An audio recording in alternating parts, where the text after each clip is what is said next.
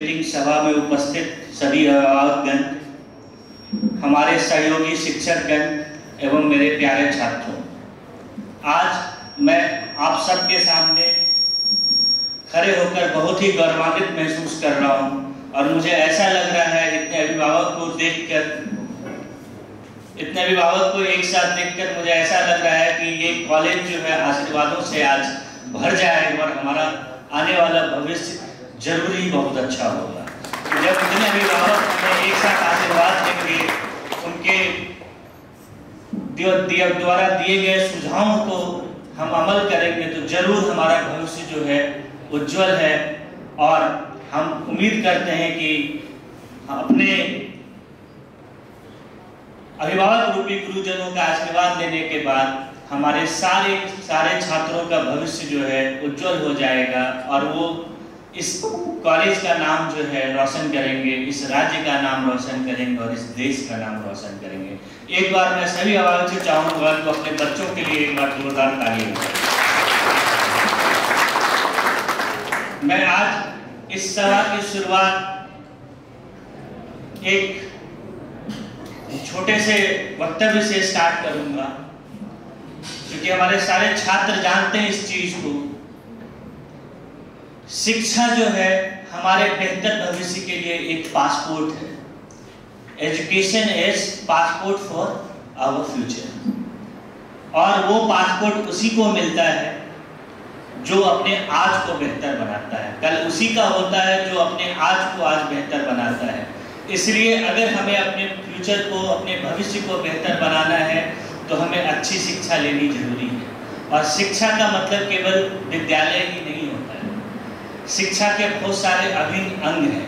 अगर हम एक बेहतर भविष्य की बात करते हैं और हम एक अच्छी शिक्षा की बात करते हैं तो मेरा खुद का ये मानना है कि किसी भी अच्छी शिक्षा को प्रदान करने के लिए उसके 3 मुख्य स्तंभ हैं। स्तंभ नंबर 1, डेडिकेटेड टीचर्स, समर्पित शिक्षक।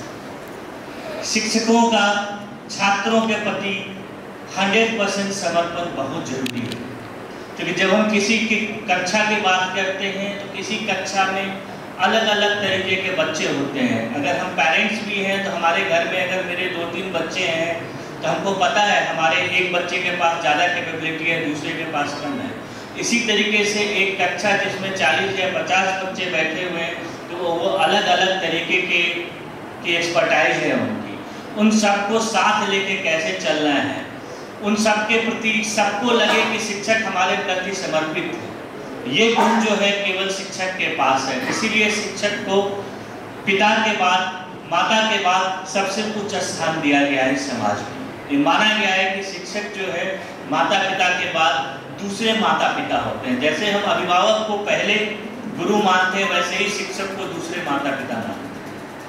तो इस कड़ी में मैं आपको ये बताना चाहूँगा कि सुपौल इंजीनियरिंग कॉलेज में अब हमारे पास लगभग सभी विभागों में बीपीएससी के द्वारा चयनित किए हुए समर्पित शिक्षक आ चुके हैं। और ये पिछले 1-1.25 साल से जो है अपना पूर्ण समर्पण दिखाते हुए धीरे धीरे इस कॉलेज के स्तर को, पढ़ाई के स्तर को, खेल के स्तर को, छात्रों के सर्वांगीण विकास के लिए जो कुछ भी कर सकते हैं लोग निरंतर प्रयास करते हुए आगे ले जा रहे हैं। यहाँ तक कि अगर रात के 2 बजे भी हमारे किसी बच्चे को कोई दिक्कत होती है तो हमारे शिक्षक एक बार ये नहीं सोचते हैं कि हम तो सो रहे हैं, हमारा काम नहीं है।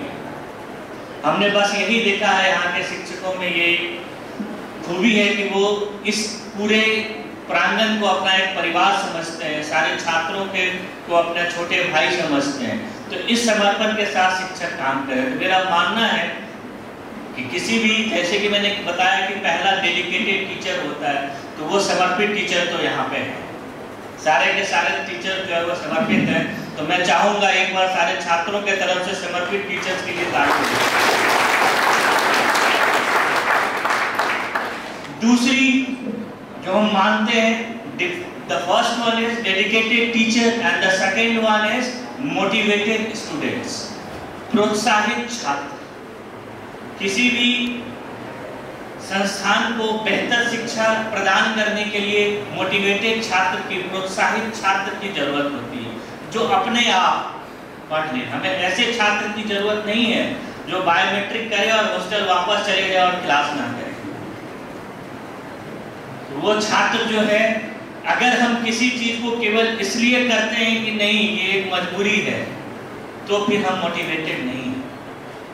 हमें किसी चीज को जीना होगा, उसे अपने जीवन का एक अभिन्न अंग बनाना होगा। ऐसा क्यों होता है कि हमें क्रिकेट देखने में मजा आता है? ऐसा क्यों होता है कि हमें क्रिकेट खेलने में अच्छा लगता है? ऐसा क्यों होता है कि हमें मूवी देखने में अच्छा लगता है? ऐसा क्यों होता है कि हमें अपने दोस्तों के साथ बात करने में अच्छा होता है? क्योंकि हम उसके लिए अंदर से प्रोत्साहित होते हैं। मेरे प्यारे बच्चों, मेरे छात्रों, अब तो 2 साल से आप मुझे सुन रहे हैं। मेरा ये मानना है कि इस संस्थान को अगर और आगे ले जाना है तो हमें और मोटिवेशन की जरूरत है। हमें सारे छात्र सेल्फ मोटिवेटेड चाहिए। जो शिक्षक, जो हमारे समर्पित शिक्षक हैं, उन्हें जो बोले वो बिना ये सोचे कि वो क्या कह रहे हैं उसको फॉलो करें।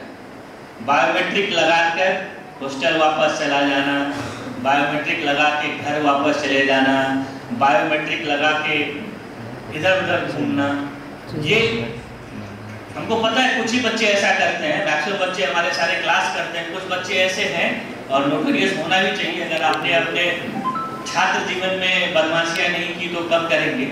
ये भी छात्र जीवन का बदमाशी करना भी एक पार्ट ही होता है। लेकिन आजकल यूनिवर्सिटी जो है हमारी, जो BU है, ये बहुत स्ट्रिक्ट हो गई। हमारा विभाग जो है science technology and technical education, ये भी बहुत स्ट्रिक्ट हो गया है। जबकि मैं बार बार हर मंच पे ये बोलता हूँ कि अब हमारे पास कोई ऑप्शन नहीं है। अगर किसी भी बच्चे का 75% से अटेंडेंस कम होगा तो हम नहीं बचा पाएंगे। मैं आपको ये बताना चाहता हूँ कि ये पहली बार ऐसा होगा कि हमें फाइनल ईयर में भी 1 आध बच्चों को रोकना पड़ेगा उनके कम अटेंडेंस के चलते। हम कुछ नहीं कर सकते।